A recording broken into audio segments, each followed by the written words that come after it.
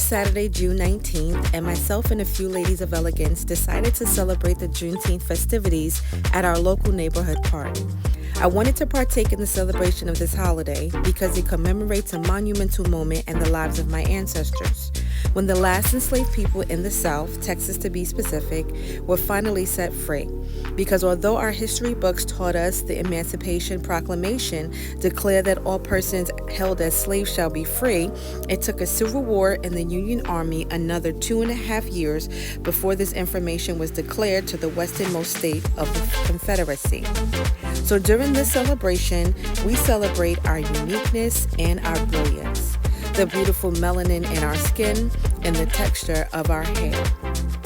During this time, we also celebrate the contributions of our African American ancestors who made history through abolition, science, engineering, medicine, and law, to name a few. We celebrate the strength and unity and bonds that are created when we come together as family, friends, co-workers, and communities. While the African American identity was established during the period of slavery, it produced a dynamic culture that has had and continues to have a profound impact on American culture as a whole, as well as that of the broader world.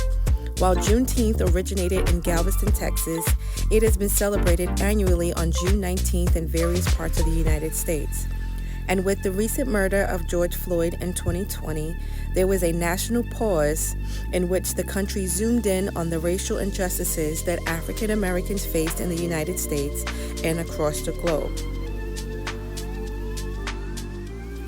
Now, just 2 days ago, on June 17, 2021, some 156 years later, our president, President Joseph R. Biden, signed a bill into law making Juneteenth a national holiday.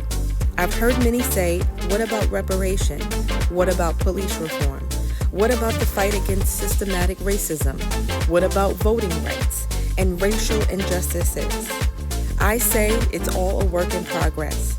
So while it would be a miracle to wake up one morning and racism be completely and totally gone, the truth is racism is a part of our history, the ugly part of our history.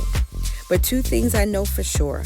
God always hears the cries of his people, and he always uses those not so savory parts of our life to produce something of strength and value. I'll be honest and say that we really didn't come prepared, as we had no chairs, hardly any water, there were no tents to stand under, and not many trees to provide much shade.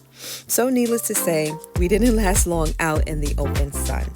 But I wanted to capture this moment and state to you all what Juneteenth means to me. I pray that you spent this time, this day, and this holiday with your families, celebrating your culture and the different traditions that you've come up with within your family.